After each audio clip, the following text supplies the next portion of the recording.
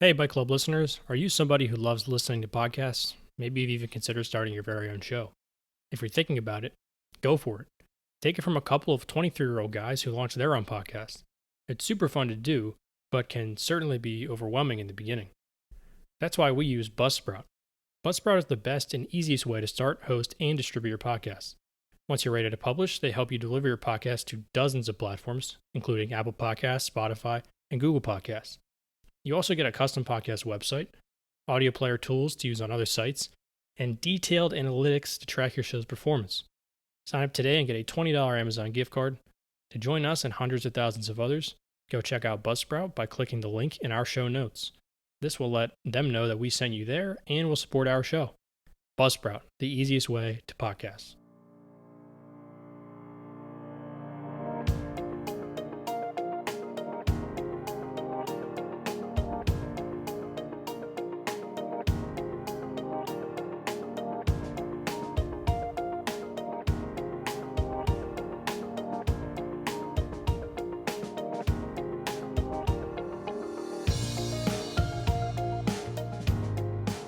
Welcome back to this episode of Bike Club. I'm Collin Dreher, and joining me as always, Antonino Fabrero. As always, Bike Club is presented by ATSEP. We provide small businesses and early stage startups the tools necessary for sustained growth. Check out atsepllc.com to get a free consultation on any of our software services. That's right. And thank you all so much for have subscribed and have been listening to our podcast week after week. We really appreciate it. And like always, please subscribe to our podcast on all your favorite podcast channels. It is October 4th, Sunday. It has been a very long time since we have made a recording, since we made an episode for you guys. We've been keeping very busy. We've been very busy over the last month or so and have had a lot going on, and it has been somewhat complicated to get together and record a podcast. So we're back after a long layaway. Yes, sir. Yeah, and we're excited to be back. And as we mentioned before, we really appreciate everyone who tunes in and listens to our episodes regularly. So thank you again, and we apologize for the delay. Yeah. If you hear any noises or anything in the background, that is because we're recording this episode remotely. Like I said, we've been keeping very busy. We haven't had the time to get together and record anything in person. Um, I know we promised that we were going to start getting our shows on YouTube with a video segment. We were actually in the process of doing that the last time, and the quality wasn't really as well as we thought it would come out to. The sound quality was a little iffy. The video quality was fine, but we had to take some time over the last month or so to figure out some logistics on how exactly we were going to continue with the podcast. As of right now, we decided that the best way to move forward would be some virtual recordings. Because of the COVID situation and simply not having a whole lot of time. We're busy. We've both been very busy with our client work and building out a lot of different pieces to the business. I know I personally have been in the process of moving into a new apartment over the last few weeks, so it's been a tricky time for everybody. But I feel like recording the podcast virtually is no different than what a lot of people are having to do with adapting and working from home. Absolutely. And again, we apologize for the delay in putting out a new episode, and we will eventually, we promise, get our shows on YouTube with video. We just, Yes. as Colin had mentioned, we believe, not only with our podcast, with all our client work, we don't want to put out content that is subpar. So we didn't want to rush into putting out this video content when we didn't feel it was of the best quality that we can make it. So we appreciate everyone understanding, and we know there was maybe some hype around the video being put out, but again, we apologize for the delay, and thank you all for understanding. Yeah, so I guess what people are wondering is, what have we been up to? What could we have been doing over the past month plus that have been prohibiting us from recording episodes? Well, like I had mentioned before, we have been really busy with client work with some of our awesome clients that we develop products for. and we help bring their dreams to a reality. It's something that we pride ourselves on doing. We've been very busy doing that. We've also been busy building out uh, external revenue streams for the business, um, enhancing our development processes, etc. So a lot of that stuff has been super exciting. Um, a lot of things that people don't really get to see because it's kind of all behind the scenes, but it's been keeping us very busy. Um, a lot of longer days, always working. So that's been taking up a lot of our time, I would have to say. Yeah, absolutely, absolutely. And I want to, kind of talk more about the enhancing the development processes that you mentioned, because that kind of ties in with this episode here today, with the work from home culture and everyone being remote now. Um, I think the automating as many processes as we can to help speed up our development processes is going to not only help us as an organization, but our clients and also the development community. I think we're kind of one of the things that Colin and I have been discussing, in all honesty, is a lot of you know our time, especially Colin's time, when managing our development projects, is that there's a bottleneck where he has to review and build all these different code sets and deploy them to different environments for multiple different clients, and that takes up a lot of his time. And I think us as an organization, other organizations will struggle if they don't develop processes that kind of automate those types of things, to kind of free up management time to basically focus on building good quality products, for businesses and for clients. So I just wanted to point that out because I think that we've put a lot of time into kind of refining those processes, and Colin has done an awesome job. Just give him a little Thank you. tap on the back there. Thank you very much. But I just want to say that I think not only in the COVID times now, but just in general going forward, having those automated processes are going to be crucial to organizational success. Yeah, a little virtual high five for that. Thank you. You're Um, welcome. yeah. So, how exactly are we recording this episode? So, we're using uh, a couple different softwares right now.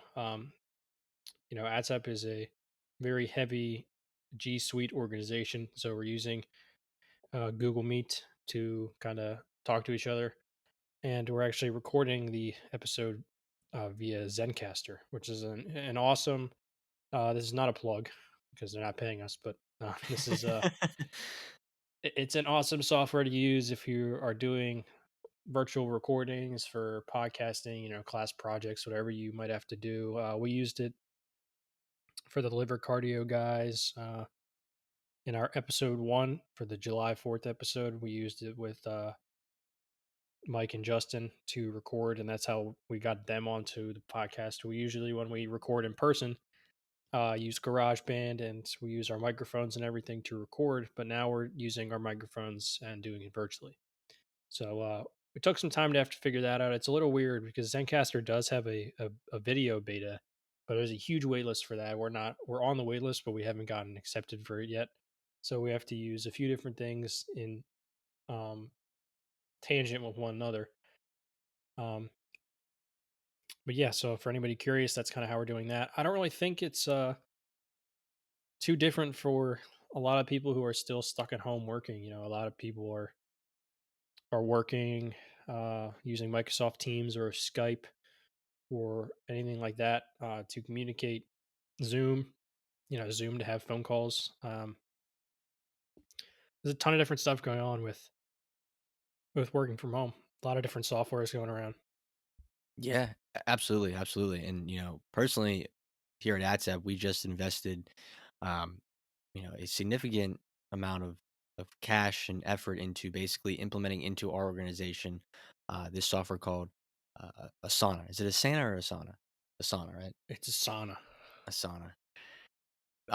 But yeah, it's this software that basically helps organizations manage projects, manage workflow in an organization. Um, and they have a free version of this software, which we've used for about the past year. But there's limitations of the free version of the software, so we've recently upgraded to the business premium version of the software, the paid version of the software, and it has helped basically speed up a lot of our development projects and just our internal company processes, from approvals to you know, different things that need to be get done. And I think that software like this is going to be crucial, as Colin had mentioned, uh, with this, work from home culture, and getting work done. Because I think that we're fortunate that, even though the situation kind of sucks, that's why everyone's been forced to work from home. Uh, these technologies and these softwares have played a huge part in basically allowing organizations and certain businesses to basically continue forward and continue to operate.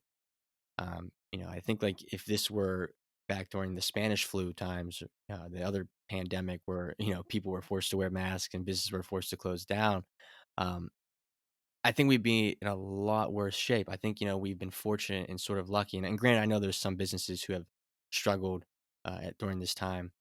Uh, but, I think as a society, a lot of these businesses have been fortunate that they can continue to operate remotely because of the use of these different technologies and software. Did you mean to say Spanish flu or did you want to say swine flu? I think it was a Spanish flu. It was like in 1920 or something like that. It was a long time ago. It was like there was a pandemic where they were actually Yeah. forced to wear a mask. It might be the Spanish flu. I don't think it was swine flu. I think it was the Spanish flu. No, okay, yeah, no, Spanish flu was like in the early 1900s, but I was just wondering if, because you were talking about technology and businesses and stuff, there wasn't really a whole lot of Skype and Microsoft Teams going on back in the 1920s. That'd been nuts. That'd been absolutely insane. But Yeah, like, that's the crazy thing, is I think that, as a society we've evolved, and not that we were necessarily prepared for this, but we are kind of prepared for this. And I think that that's the big takeaway that businesses, large and small, need to learn from this scenario is, how do we have software or technology in place that helps us adapt the next time this happens? I hope it never happens again, but you always have to be prepared. yeah. I mean, great businesses and successful businesses know how to adapt. So tons of huge corporations are basically just requiring that their employees stay at home because honestly, like the softwares that were already in place that they were using, it really doesn't working from home really doesn't prohibit their ability to successfully do work. So I know, like personally for us, um, being a small business and specifically a small software business, we sort of were already operating under these sort of circumstances. Like we, communicate with ourselves not only, but also developers, specifically using Slack. Um, Slack is our main channel of communication. It's a great way to, you know, chat with one another and talk to developers. I talk to our developers and our freelancers every single day via Slack. We don't have, an office with a bunch of employees that we go to every day that we would talk to people there in person. We are a small business. So we utilize contractors and freelancers, and that's primarily how we talk to them. So being in the middle of a pandemic, it didn't really, prohibit our behavior to continue doing development work. I know obviously times are different for everybody, but in terms of just the business, I was still able to operate under the same sort of um, circumstances, because I was I was always working remotely with our developers because they're different places around the United States. So it's in terms of communicating with our freelancers and our developers, it wasn't like a gigantic shift, but the ability to adapt, um, in the sense for a lot of businesses that had thousands of employees in their offices, like the Facebooks, Amazon, in Pittsburgh here, you got UPMC and PNC, or the kind of the two-headed giant downtown, Highmark as well. They all have towers down in the city, and they have thousands of employees in those large skyscraper buildings that are now pretty much kind of emptied out. Um, I know, my girlfriend works at UPMC. She's full time from home. We're full time from home. So, a lot of companies have had to adapt using Zoom, Teams, Skype, video calls, IMs, having their meetings virtually now. Um, so, I mean, that's kind of where things are at. I don't think that's a secret to anybody, but it is something interesting to bring up and how different corporations are using those different softwares. Definitely, definitely. And I want to bring up again your point you made about how you use Slack to communicate with our developers, remotely. You've been doing that, even prior to COVID. Yep. And I think that like this, to me, the way I view it is it's an interesting opportunity and an interesting way to kind of view, um, you know, the way of the workforce going forward because I think there was this mentality that, you graduated from school, you had to get a job, and you had to, like, move to that city where that business was located. Like, if your office was physically located in Pittsburgh, you had to move to Pittsburgh to operate and work that job. Now, that's not necessarily the case anymore. I think, like, this has proven these past 6 months that if businesses can fully operate remotely, there's no need to kind of make new employees, move to a certain location.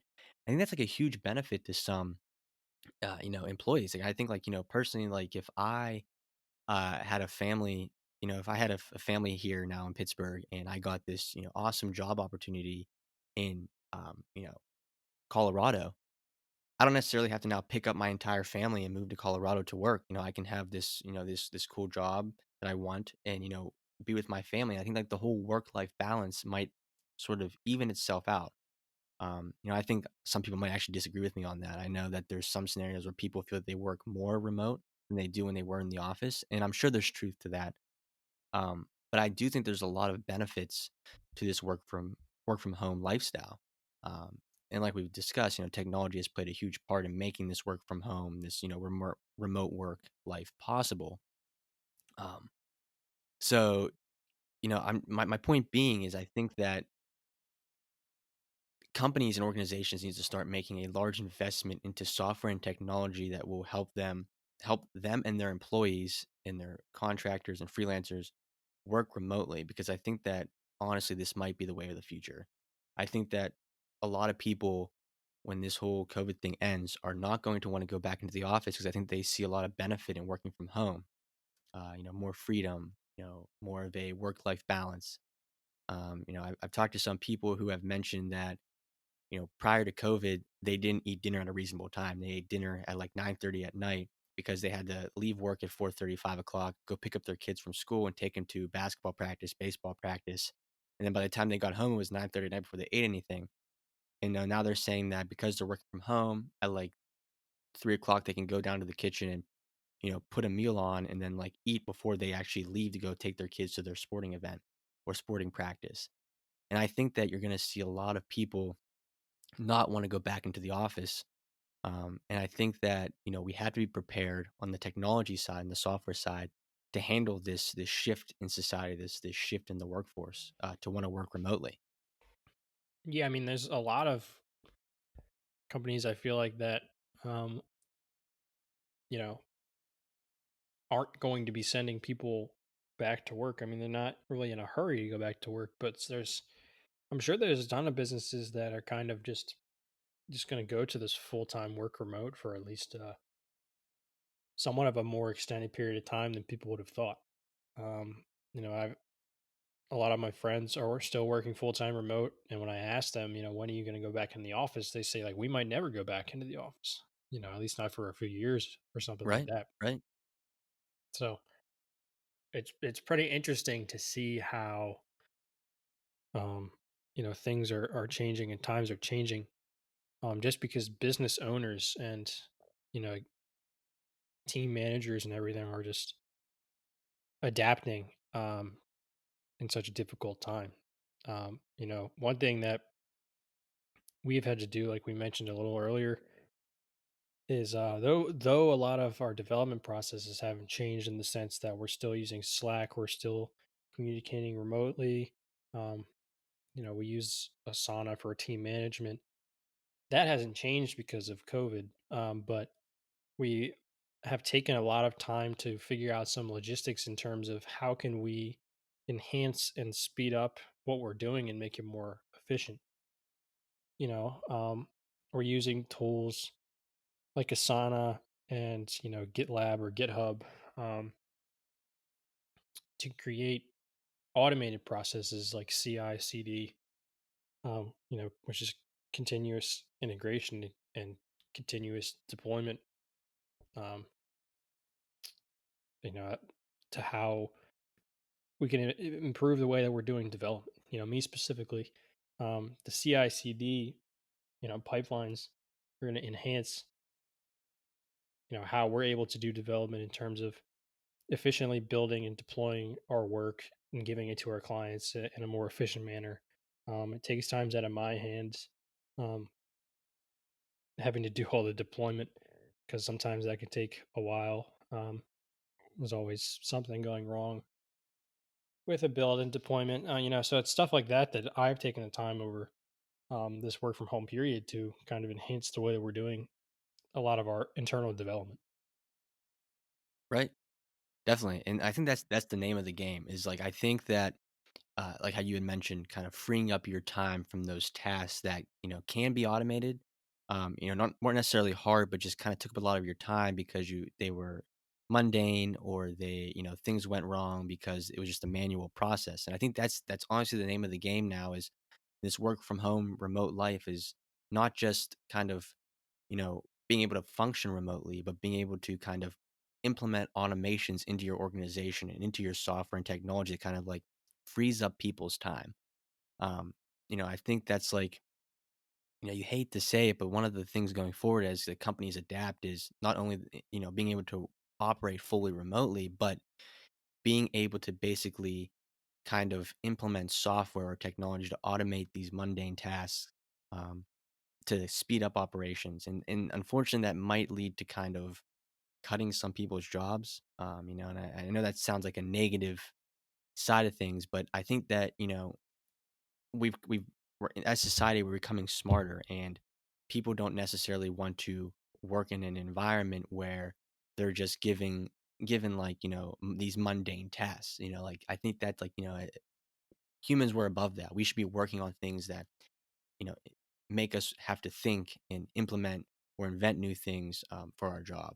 And so I think that like these automations are extremely important to the future of organizations. I think I just have a gut feeling that that's going to be extremely important going forward. If you notice, like you'll see that not only organizations are implementing these automations in their software, but um, Apple's implementing automations into Siri and into their new iOS 14, which just recently came out. I've personally been playing around with some of those iOS 14 automations where you can build automations for your personal life, for yourself, but you can build yourself or make Siri your own personal assistant now, and kind of write custom code to get Siri to do things that you want her to do. And I think that's the name of the game now is kind of not only being able to operate remote, but being able to automate as many of these mundane tasks as possible. Yeah, iOS 14 is an interesting thing to bring up because that came out between the period that we released our last um, episode and now. Right. iOS 14. If you have an iOS device and you don't have iOS 14, you should certainly go check that out. It's really cool. I know, um, as a company, as an Apple developer company, we had access to the iOS 14 beta. I had iOS 14 for a few months now, at least, because of when the beta was available to Apple developers. So I had kind of had the beta for a while. The unfortunate thing was a little side tangent, kind of based off of that, was I had the beta, but a lot of apps, not a lot of apps, but a few apps that I did have.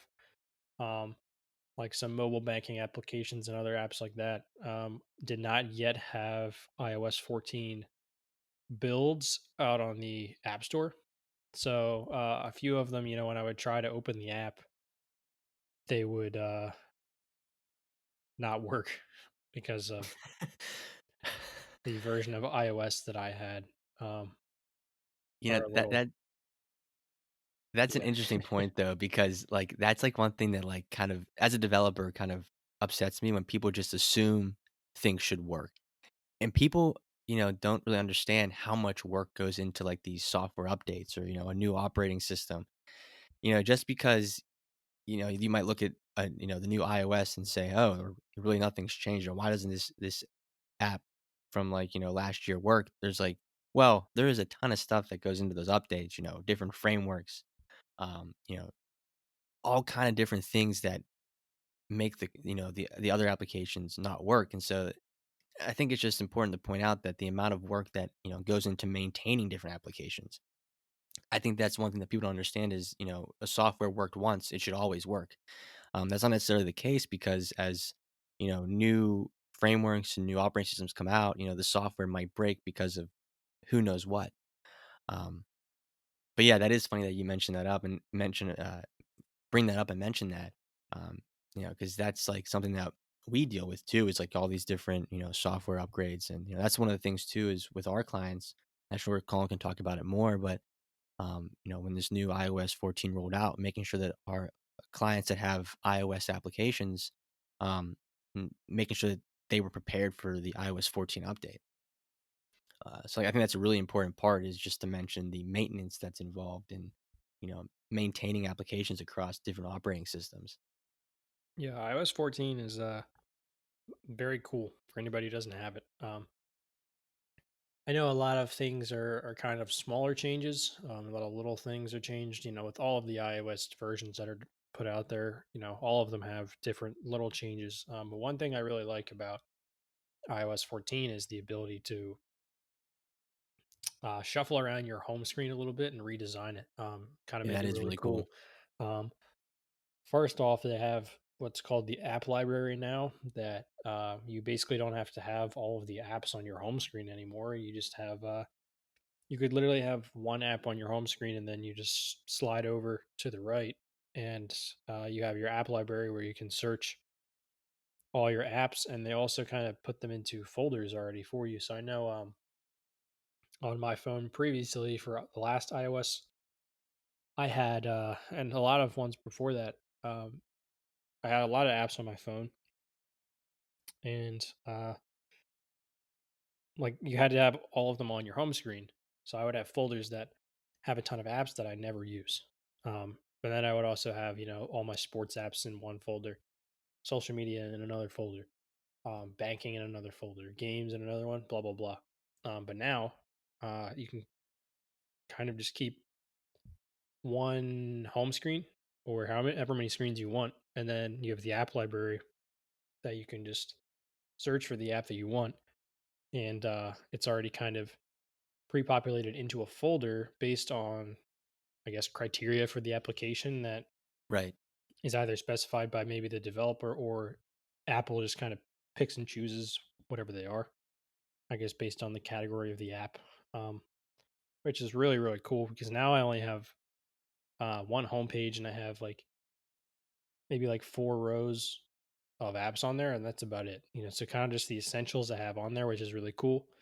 Um, and you can also put uh, these new things called widgets on your home screen, which Yeah, I know a lot those of are people really are, cool. are excited about. I actually don't have, like, if I look at my phone, I actually do not have any widgets on my home screen. I used to have one for podcasts, but I kind of just took it off because I haven't been listening to a ton of podcasts while working from home. I've been listening to music or been too busy doing work. Do you have any widgets on your home screen? I do actually. That's like one of the things that I love about iOS 14. I have on my home screen. So the other thing you mentioned about the app library and how like I only have one page of apps now. It's just I Same. have it's just the one thing it has. I have 4 widgets on there, then a folder with some of the apps that I use every day.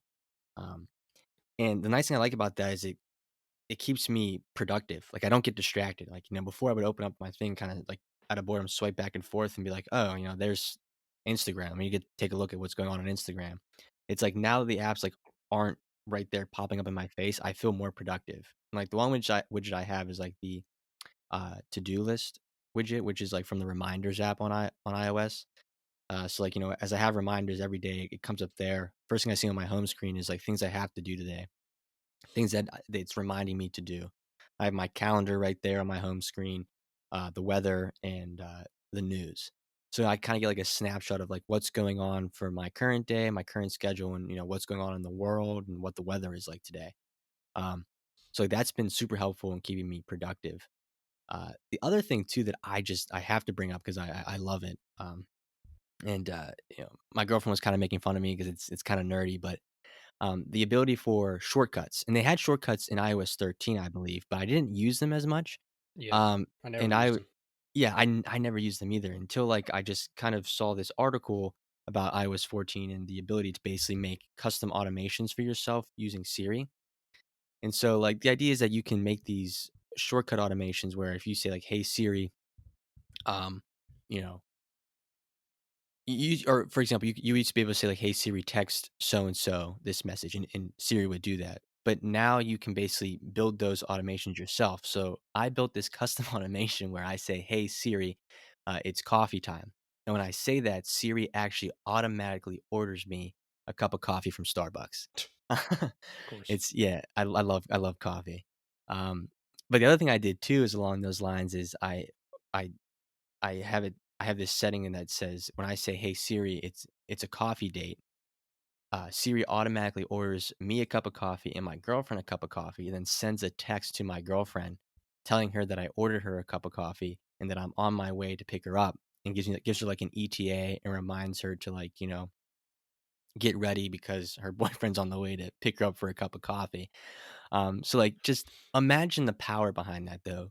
I know that's really nerdy and that's something that's just like, not all people want to have like an automation to order them a cup of coffee, but you can take that and, basically build whatever you want with that. You can make Siri now your own personal assistant, which I think is just incredible. One of the things I was talking to you about the other day was you can now basically automate Siri to read your text messages or emails and basically respond to people or forward, emails to people based off of certain criteria in that email or in that text message.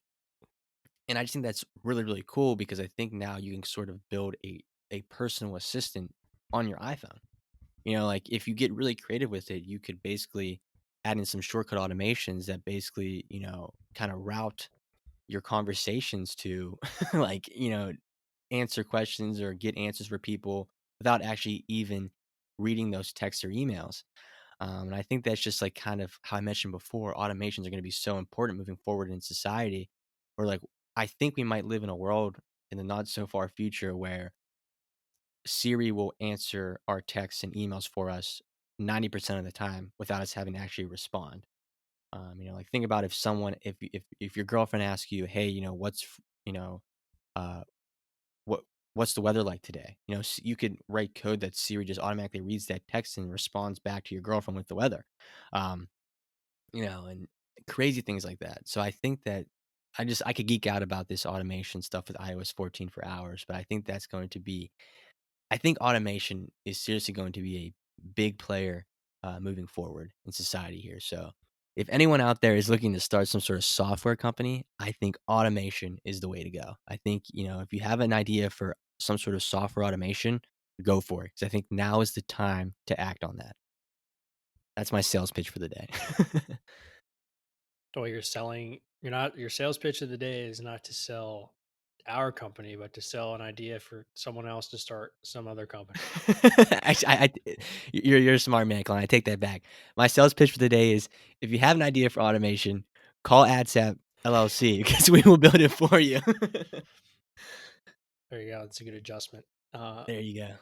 I don't take advantage of the automations on iOS a whole lot. It's just not something that I do. But if you're a coffee head like you are, then of course you got to do it. You have to. I'd be interesting to see what it's totally like when you work out some of the kinks in that. But one of my favorite features is a very small one, but it is the ability to use default apps now. So, you Oh know, yeah, that is cool. if you are opening links, you don't have to open like if you're a. I personally use Google Chrome on and Gmail on my phone, which I understand doesn't make a whole lot of sense because iOS has their own browser in Safari and they also have their own mailing application in Mail. But I don't like to use either of those. I use Google. The Google alternatives for that, and you can now set those as default apps. So if someone sends you a link via text, you can open it in Google Chrome, and vice versa with mailing, which is really cool. It's a cool feature. Um, and finally, one last one that I like is I use it a lot. Is provided that the apps support it, which they probably have done for iOS 14 builds, is picture in picture, which is very cool. I use that for um, some videos on either a web browser or specifically ESPN, when I'm watching sporting events, basketball, um, college football. Someone sends me a text instead of opening the text and then the video stream just being cut off and you have to go back into ESPN and like kind of refresh it. You open it up and it kind of just goes picture in picture for you in a little box that you can change the size, move it around. So that's been really cool. I use that probably on a daily basis, at least if there's a sporting event on that I watch. Um, I do that a lot of times without even realizing that I'm doing it. It's a very cool feature um, that I didn't realize that I missed that I was missing out on prior iOS versions. So that iOS 14 has a ton of different features and improvements to a lot of features that were on previous iOS versions. Yeah, absolutely. I've actually never used that picture in picture feature. Um, that is cool. I always forget that's there. But you said that's new to iOS 14, right? That's Yes, that is a new to iOS 14. I mean, you probably just don't have.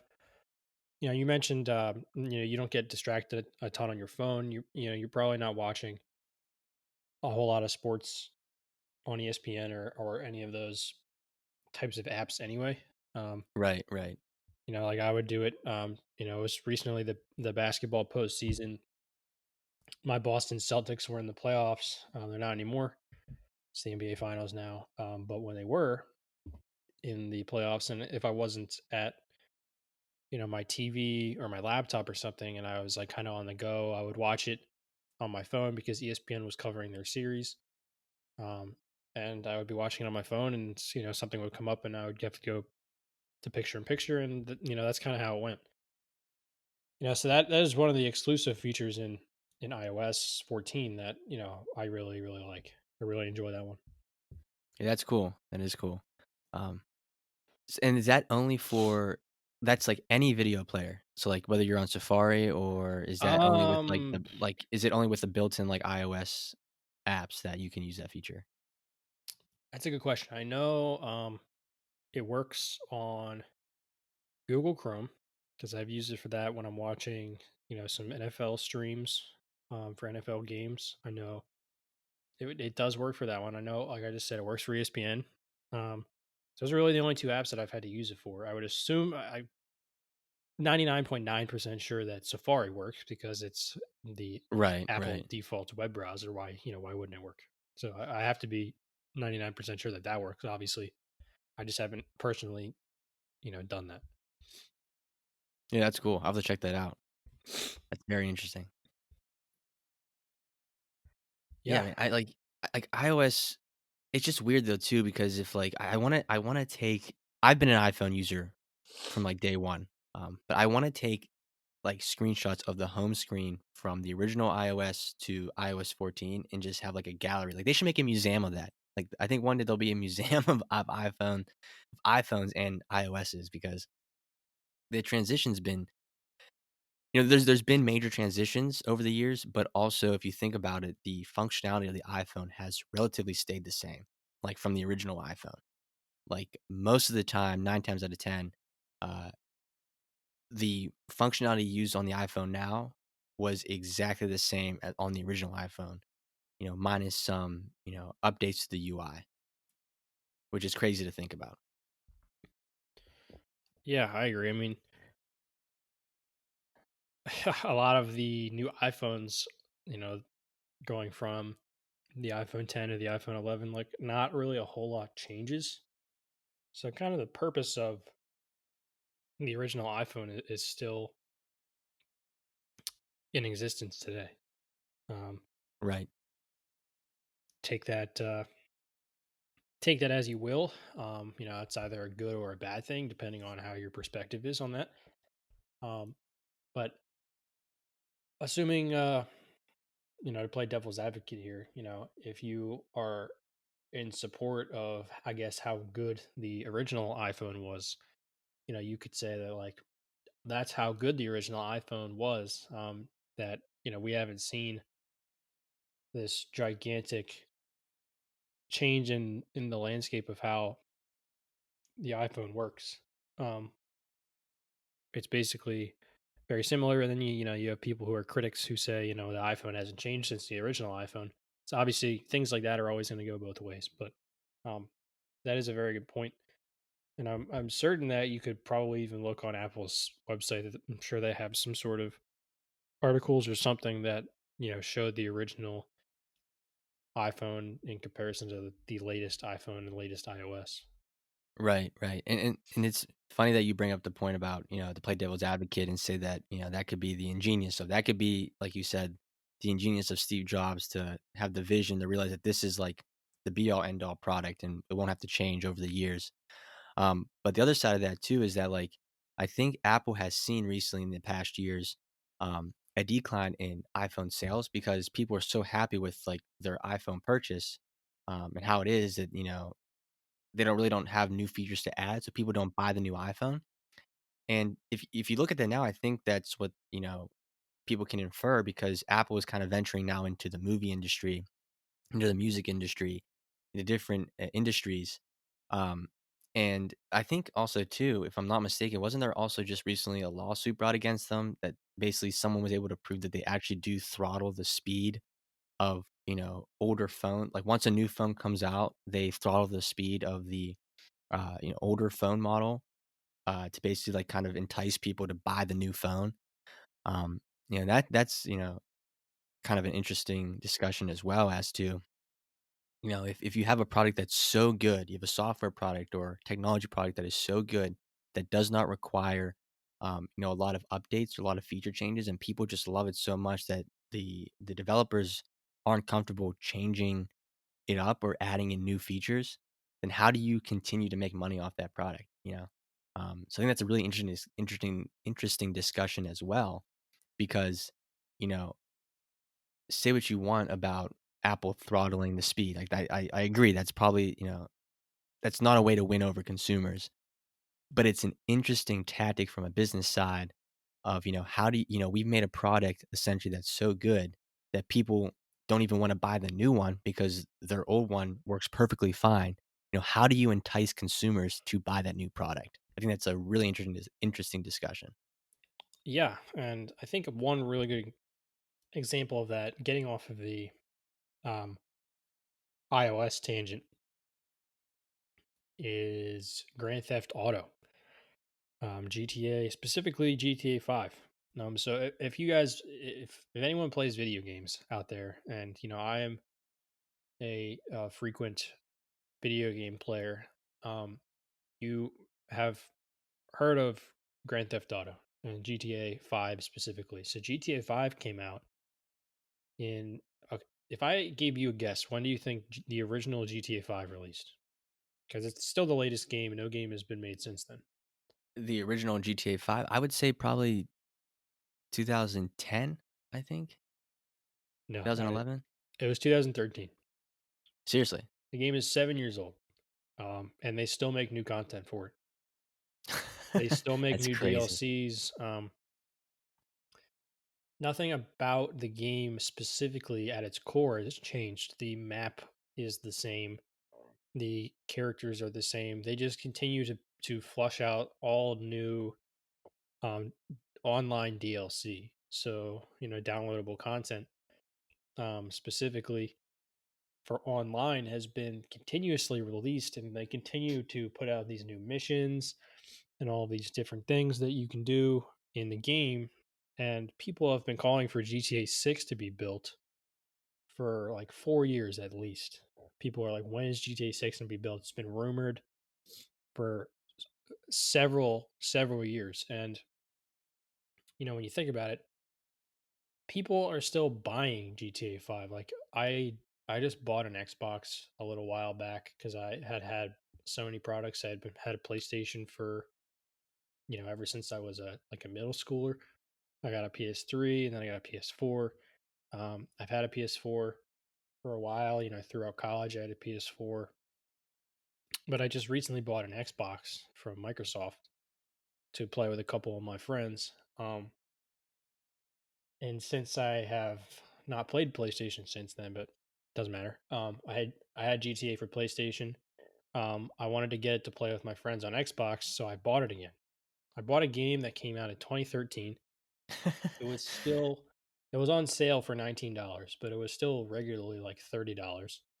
Um, which is crazy in the comparison. It came out as $60 in 2013, and 7 years ago it only has lost about half of its price. You can get the game at that price. The downloadable content they push out all the time, and the new consoles that are going to come out in 4K, like the Xbox Series X and the PS5, PlayStation 5, they're releasing in November. Rockstar Games is remaking GTA 5 on the new consoles.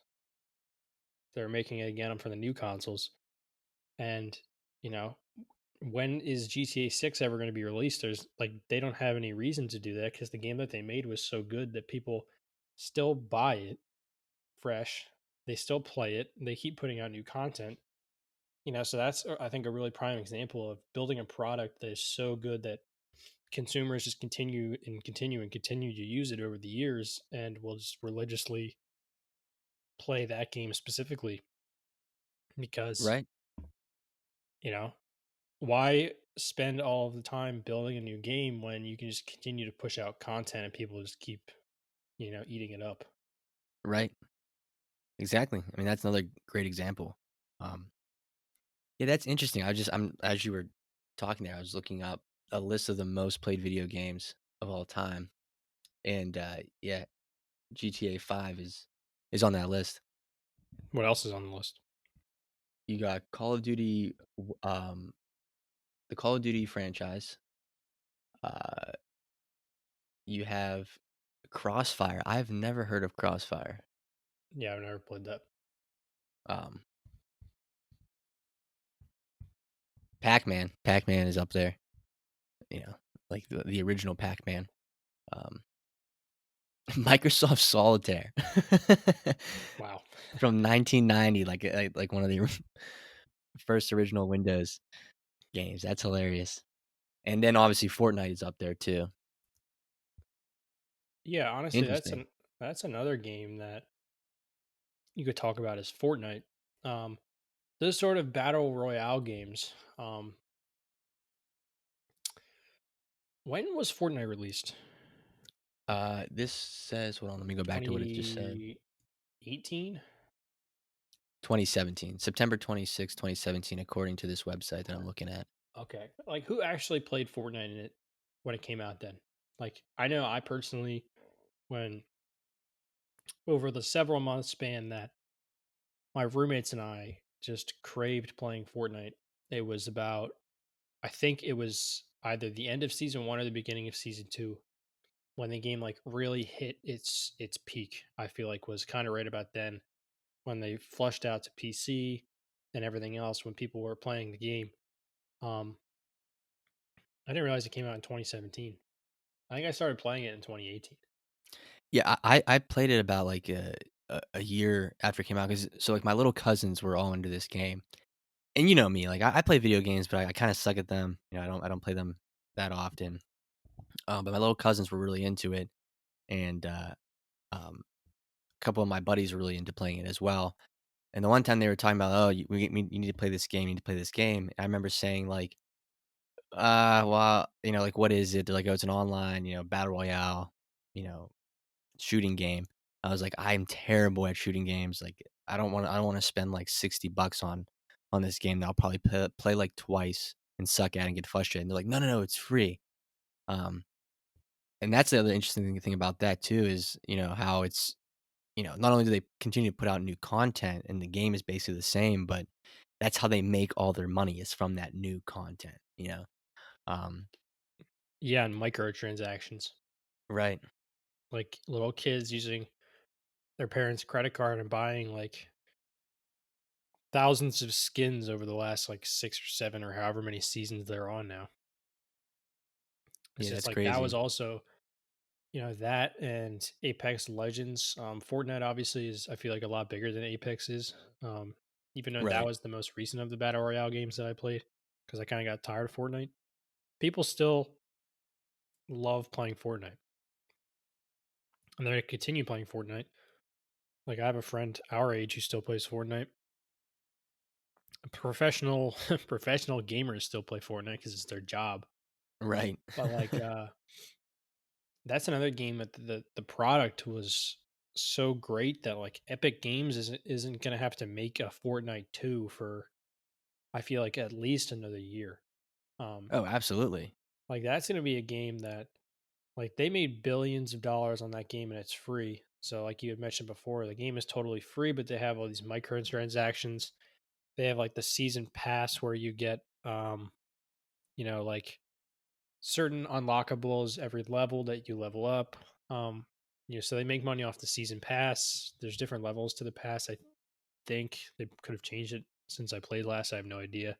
And then microtransactions. So they made billions of dollars, and like that's really interesting to think how much time and money was spent into developing that game, and then you release it as a free game, so you're not getting any initial revenue off of the game's sales, but then you're going to make billions of dollars off of. I just started pouring all of a sudden in my apartment. But they they make billions of dollars off of all these microtransactions and transactions in the application, which is, unbelievable to think that, you release a game that's free. A lot of people will see a free game and they're like, how do they make money? How much money have they lost? Because they must have spent millions of dollars building Fortnite. Oh, So absolutely. it's another interesting concept to brainstorm in terms of the gaming industry. The differences between games that cost $60 like traditional console games, or this free sort of recently battle royale type of games that are free to everybody to play, and kind of promotes all age groups playing this game, is that it's free and it's more of like a cartoony game. So Right. Right.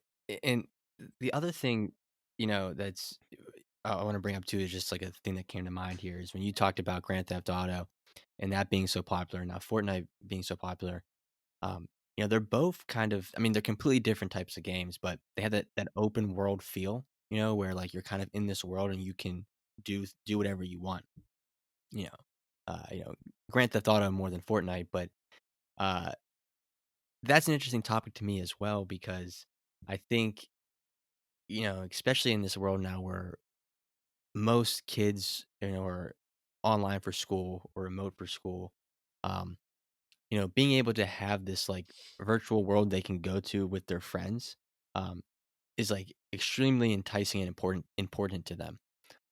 Like I when I was younger, I played video games with my friends online, but now I feel like the kids of this generation live and breathe online. Like I don't think like I think like the days of like going outside to play like pick up basketball like don't exist anymore. People go online and well, not play right pick now at up least. at least right. You're right. Um, but I think that's just like like you hate to say it, but there's some industries that like COVID was just perfect for them, and I think like the online video game industry, like they had to make a killing. I would love to see um Microsoft or Sony's like increase of sales, when COVID first started. Um, it's got to be through the roof. I'd be willing to bet. Yeah, absolutely. Like, I'm sitting on the edge of my seat waiting for the ability to buy the new Xbox console. Um, and that's something that you have to assume that we're still going to be in a pandemic in another month, Yeah, however long. So like people are I going would to be assume buying these so. consoles and that's all they're going to be doing is just playing video games. So, Microsoft and Sony um couldn't have had a better time to, release these new products that are going to be very expensive for people to buy, but they're going to buy them because they don't have anything else to do, really. Right. And I think it's also interesting too when you talk about those new consoles because I think the PS5 and I'm assuming Xbox the same way, but they're not making the disc slots anymore, right? Or something like that? There's Or two you have to. versions, Okay. one with Right. and one So without. that's cool. But that's interesting too because like, it's almost like they're planning to basically get rid of like the brick and mortar video game stores. Because like people don't want to like go out to a actual store and buy the video games anymore. Yeah, like GameStop is like got to be dying. Like GameStop is not long for the world that we currently live in. Like even if you're buying a physical disc, like what's going to stop me from buying the disc on Amazon Right. or even GameStop online? I bought games on the website for GameStop, but like I hardly ever go into GameStop. Right. Me too. I'm the same way. Yeah, dude. I don't know. It's a crazy world. Even going off that topic, I'd watched this interview with Jeff Bezos on Amazon, and he had talked about when he first started Amazon how really he had no intention of Amazon being anything other than an online bookstore, and he had sent out an email to his top 1,000 customers and asked, if there's one thing we can do to the website, uh, what would it be? And he was thinking that like they respond like, speed it up, make the checkout process more simple, um, etc.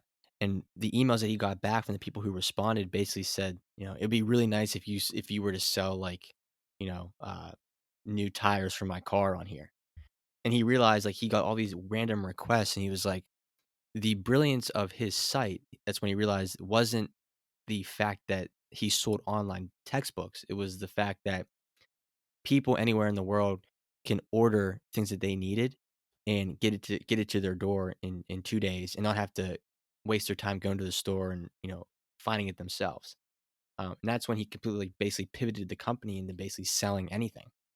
So I thought that was like a really interesting concept because I think convenience is a big part of it too. Why would I go and buy a video game whenever I can just go and buy this, spend the same amount of money sitting on the couch in my house and have it instantly, on my console and ready to go. Um, so yeah, man, I think that's gonna the video game industry is really really interesting to me because I think that uh, not only is it going to boom, going forward, especially during this time, uh, but like I don't see how they can kind of fail. Like I feel like they're an industry that's kind of prepared for another pandemic if it were to happen. Yeah, I mean that goes to the brilliance of Bezos and the fact that he was able to adapt and then build this trillion-dollar company conglomerate that's becoming a borderline monopoly. Um, It's insane. the thing with that's what we were kind of talking about earlier with COVID and businesses is the great business owners know how to adapt, and that sort of kind of ties things all back together with the sense that Jeff Bezos was able to adapt with Amazon and go from just this online bookstore to being what Amazon is now. I just bought a bed frame off of Amazon because, like I said, I'm moving. I literally just bought a bed frame off Amazon. Like what 20 years ago they were selling books. So Right?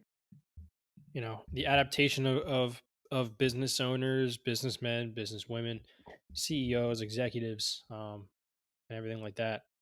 Um, just kind of really ties in exactly with what we talked about before, in the sense that we live in a COVID world now, and how companies are trying to find ways to kind of feel normal, again, and feel normal in the sense that Right. how they're able to talk and communicate with their employees and get work done efficiently. So I think that was a great way to wrap up. It's an awesome way to bring up a random tangent that I ended up tying back to what we were originally talking about. Um, but yeah, I mean, I'm glad that we got back to at least recording an episode. We're glad we were able to sort of fill everyone in on what exactly we have been keeping busy with. We haven't been lazy in the sense that we just didn't feel like recording something. I had been complaining for weeks to Antonino about trying to get an episode in, but we haven't simply not had the time to get together or the capability to get together to record. Um, so this was an episode to kind of bring everybody up to date with what we have been busy doing. Yeah, absolutely. Um, and like always, we appreciate everyone who tunes in and listens to our show. Um, just if you have any other questions about technology or what's going on in the technology world, check out our blog on our website. We have a lot of cool, interesting articles on there about different tech news and different, food for thought tech articles that could, really spike some of your interests. So I would highly encourage you to check that out when you get a chance. Um, and like always, thank you for listening to our show.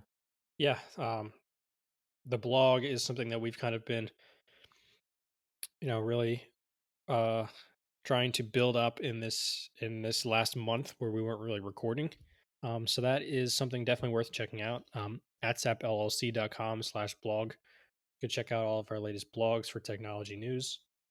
And one more thing that we recently just started that we're super excited about is we just started a merchandising line for the company. As of right now, it's mostly apparel based, some laptop stickers and some coffee mugs.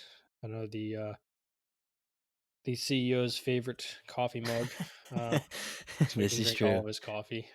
This is very We just true. started a merchandising line. It's going to be available for everybody. If they want to check it out, it's etsapllc.com/merch. We're currently available on Teespring. So if you want to check that out, you can check that out on Teespring directly. And we're also going to have it on our website. Um, we plan to really build out future designs for the merchandising line, some really cool seasonal stuff and cool nerdy techie specific stickers and designs for t-shirts and sweatshirts and everything that people are going to like. So check those two things out, the blog and the merch. You can check it out on our website. And thanks for tuning in. Thanks, guys. Thanks for listening to today's episode of Bike Club. Please make sure to like, share, and subscribe wherever you listen to your podcasts. Also, be sure to go to www.atsapllc.com/bike club podcast to support us and help us create great future content. Until next time.